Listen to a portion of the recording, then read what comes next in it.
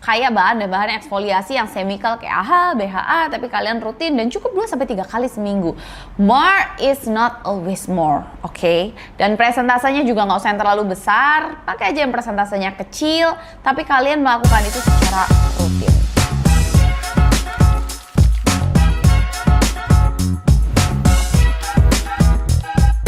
Hai guys, welcome back di Edukasi Skincare by Nadia Alairus. Yeay!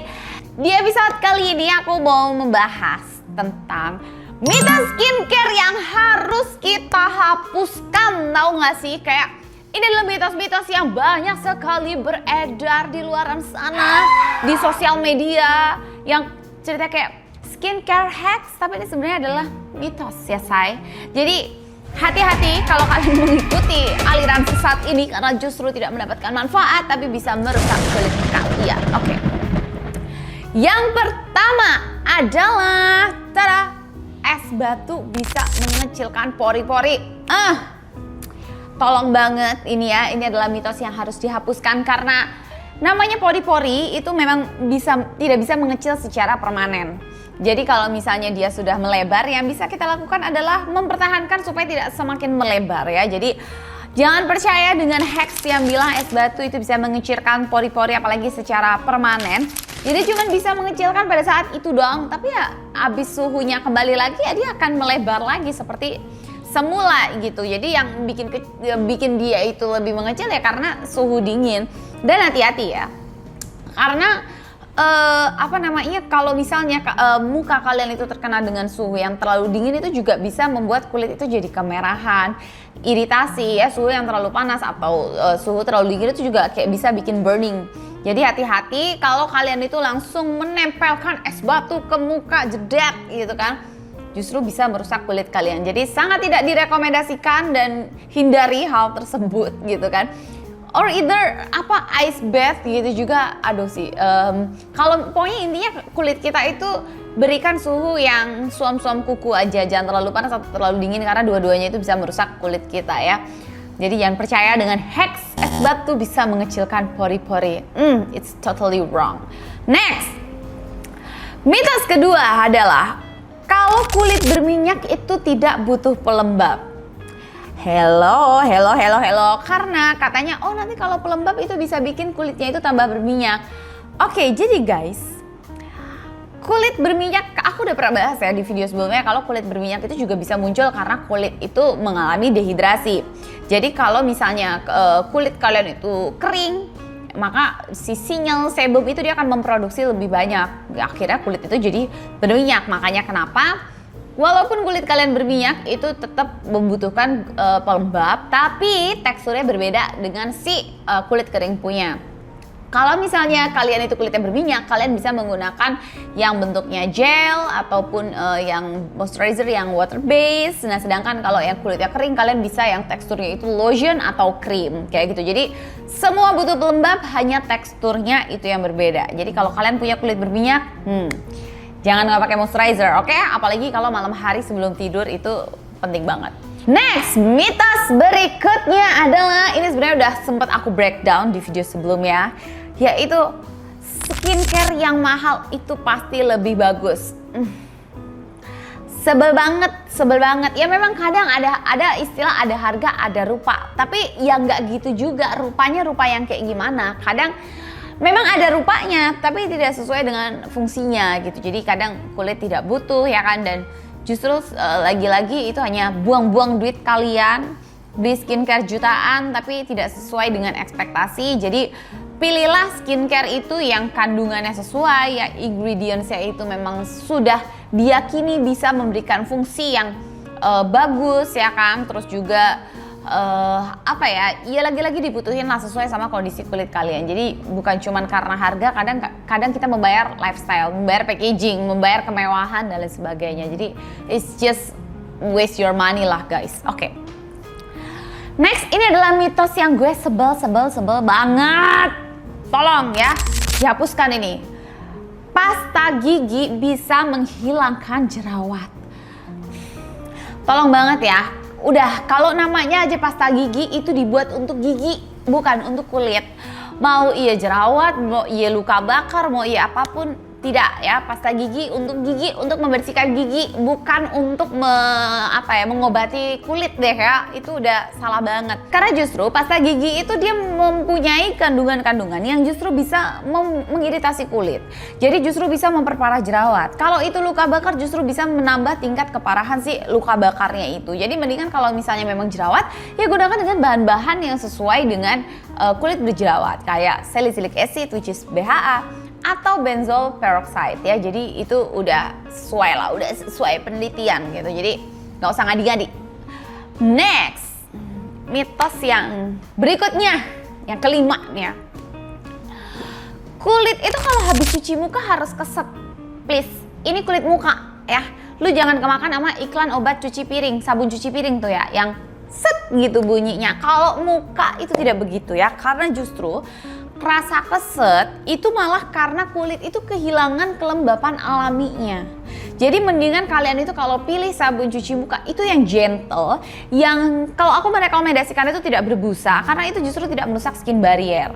Itu jauh lebih bagus dibandingin sama yang kalau habis cuci muka terus keset kering kayak ketarik gitu ya. Itu biasanya mereka punya kandungan-kandungan kayak SLS atau SLES, biasanya busanya heboh kali gitu ya. Nah itu sangat tidak direkomendasiin. Jadi kalau habis cuci muka, biarkan kulit itu lebih terasa lembab and plumpy. Jangan yang kayak sabun cuci piring. Oke, mitos yang keenam. Nah, ini nih yang banyak juga beredar ya. Produk alami pasti lebih aman. Which is, biasanya itu adalah produk-produk yang kalian ambil langsung dari dapur, langsung templok ke muka. Entah iya lemon langsung templok ke muka, entah iya bawang putih, bawang merah. Itu kalau mbak saya di dapur udah ngomel-ngomel ya, mbak ini kan bawang putih buat nyambel gitu kan, bukan buat muka gitu. Jadi udahlah, kalau bahan-bahan dapur ya, mau itu daun-daunan, mau itu lemon-lemonan, mau itu bawang-bawangan, dimasak aja. Jangan dipakai buat muka, karena ini justru bisa menimbulkan resiko iritasi yang akan berujung hiperpigmentasi. Kenapa kok bisa gitu? Oke. Sebenarnya mungkin memang bahan-bahan tersebut memiliki kandungan yang dia itu dibutuhin sama muka, entah itu vitamin C, antioksidan, antiinflamasi, atau apapun itu. Tapi yang namanya bahan tersebut sampai menjadi skincare, ini kan butuh rangkaian. Butuh uji lab, butuh uji klinis, butuh uji dermatologi, sampai akhirnya produk itu menjadi output yang sudah dipastikan aman digunakan sama kulit wajah kita. Sedangkan produk-produk yang kalian lakukan secara DIY, itu dia tidak melewati uji-uji tersebut. Dia melewati ujinya adalah uji untuk menjadi bahan pangan, ya. Entah itu kopi, entah itu apa. Uji bahan pangan buat dimakan ya, buat dikonsumsi, bukan buat untuk dioleskan ke muka. Jadi tidak sesuai dengan standar itu ya, standar keamanannya. So jangan lakukan aneh-aneh sih ngadi-ngadi itu di rumah ya. Kalau muka kalian tidak mau justru menjadi iritasi. Oke, yang ketujuh, ini nih mitos yang nyebelin banget ya, dan banyak sekali yang memberikan hacks and tutorialnya. Semakin banyak layer itu semakin bagus. Aku udah berulang-ulang kali bilang sampai berbusa ya. Prinsip dasar skincare itu adalah less is more. Tuh, sampai yang pada di sini udah ngikutin ya, less is more. Konsistensi over intensity, ya kan? Jadi dua prinsip itu tuh harus kalian pegang teguh. Dan juga kalau misalnya skincare itu prinsipnya juga lagi adalah membersihkan, melembabkan dan melindungi. Jadi fokuslah di situ aja. Jangan kebanyakan layering. Kenapa? Kalau misalnya kebanyakan layering, paling sering terjadi adalah overexfoliasi. Yang akhirnya kulit jadi merah, kulit jadi sensitif, ya kan, dan jadi iritasi. Dan yang kedua, justru itu bisa mengurangi efektivitas dari ingredients yang kalian gunakan. Misalnya kalian pengen bisa menggunakan vitamin C secara efektif, tapi kalau kalian terlalu banyak layering, ya si vitamin C-nya itu bisa menjadi nggak efektif. Or maybe retinol. Kalau misalnya kalian pengen pakai retinol malam hari, pengen bisa efektif, tapi kalian too much layering, akhirnya iritasi. Jadi akhirnya tidak sesuai dengan ekspektasi kalian. Jadi less is more, itu adalah prinsip skincare supaya dia efektif dan muka tidak overexfoliasi. Oke, yang ke-8. adalah scrub wajah itu harus dipakai setiap hari. Oke. Sebenarnya memang namanya eksfoliasi itu ada yang chemical, ada yang physical. Nah, dan pada beberapa orang dia memang lebih suka si physical, which is scrubbing wajah. Tapi harus kalian tahu kalau eksfoliasi itu tidak perlu dilakukan setiap hari.